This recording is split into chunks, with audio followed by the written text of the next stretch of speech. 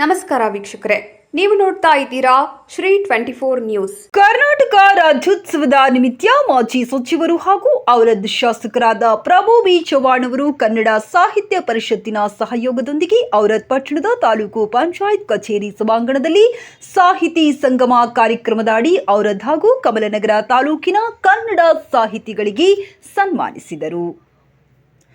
ಈ ವೇಳೆ ಮಾತನಾಡಿದ ಶಾಸಕರು, ಕನ್ನಡ ಭಾಷೆಯ ರಕ್ಷಣೆಗಾಗಿ ನಿರಂತರ ಶ್ರಮಿಸುವ ಸಾಹಿತಿಗಳಿಗೆ ಪ್ರೋತ್ಸಾಹಿಸಬೇಕೆಂಬ ಉದ್ದೇಶದಿಂದ ಪ್ರತಿ ವರ್ಷ ಕರ್ನಾಟಕ ರಾಜ್ಯೋತ್ಸವದ ಸಂದರ್ಭದಲ್ಲಿ ಸಾಹಿತಿಗಳು ಮತ್ತು ಕಲಾವಿದರ ಮನೆಗೆ ಭೇಟಿ ನೀಡಿ ಸನ್ಮಾನಿಸುತ್ತಾ ಬಂದಿದ್ದೇನೆ. ಕನ್ನಡಕ್ಕಾಗಿ ದುಡಿಯುವವರನ್ನು ಗೌರವಿಸುವುದು ನನ್ನ ಸೌಭಾಗ್ಯವೆಂದು ಭಾವಿಸಿದ್ದೇನೆ ಎಂದರು.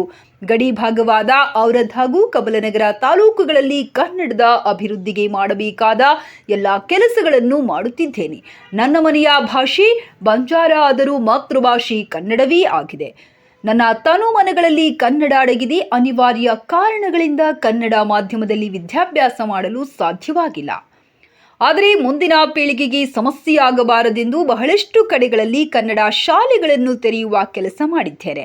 ಜಿಲ್ಲಾ, ತಾಲೂಕು ಮತ್ತು ವಲಯ ಸಾಹಿತ್ಯ ಸಮ್ಮೇಳನಗಳನ್ನು ನಡೆಸಿದ್ದೇನೆ.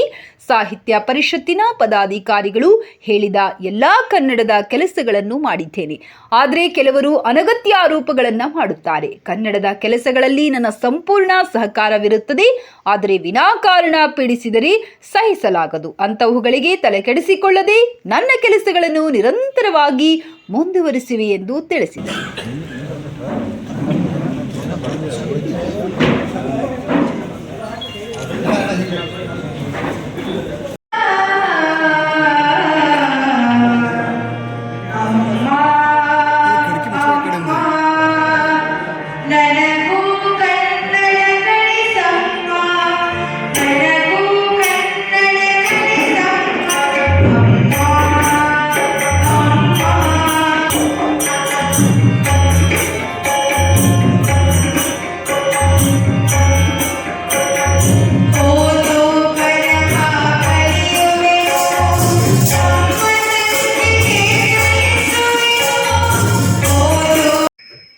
ಕನ್ನಡ ತಾಯಿಗೆ ರಕ್ಷಣೆಗಾಗಿ ಕೆಲಸ ಮಾಡ್ತಾರೆ. ಭಾಗ್ಯಪ್ಪ ಅವರು ಸ್ವಾತಂತ್ರ್ಯ ಮತ್ತೆ ಏನ್ ಕೆಲಸ ಮಾಡೋರು, ಈಗ ಅವರು ಹೆಸರು ಹೋಗ್ತಾ ಅವರಿಗೆಲ್ಲ ನಾವು ಇದ್ದ ಅದಕ್ಕಾಗಿ ಅವರ ಮತ್ತು ಕಮಲನಗರ ಅಭಿವೃದ್ಧಿ ಸಲುವಾಗಿ ಕಟ್ಟ ಬಂದಿದ್ದೀನಿ. ನಾನು ಮತ್ತೆ ಬಂದೇ ಇದ್ದೀನಿ.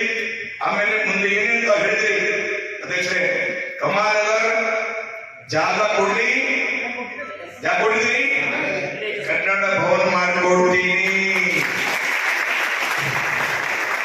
ಆಮೇಲೆ ಅವರಾದ್ರೆ ಮಾಡಿದೀನಿ, ಜಾಗ ಇದ್ರೆ ಎಲ್ಲಿ ಬಿ ಮಾಡ್ಕೊಡ್ತೀನಿ. ಶಾಲ್ವಾನ್ ಅವರೇ ಮಾಡ್ಕೊಡ್ತೀನಿ, ಫೇಸ್ಬುಕ್ ಮಾಡ್ಕೊಡ್ತೀನಿ.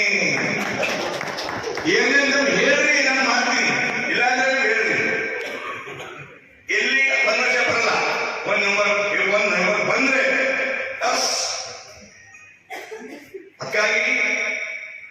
ಕನ್ನಡ ಭಾಷೆ. ವೀಕ್ಷಕರೇ, ಈ ವಿಡಿಯೋ ನಿಮಗೆ ಇಷ್ಟ ಆಗಿದ್ರೆ ಈ ಕೂಡಲೇ ಸಬ್ಸ್ಕ್ರೈಬ್, ಕಮೆಂಟ್, ಲೈಕ್ ಮಾಡಿ ಹೊಸ ವಿಡಿಯೋಗಳನ್ನು ಮಾಡಲು ಬೆಂಬಲವನ್ನು ನೀಡಿ.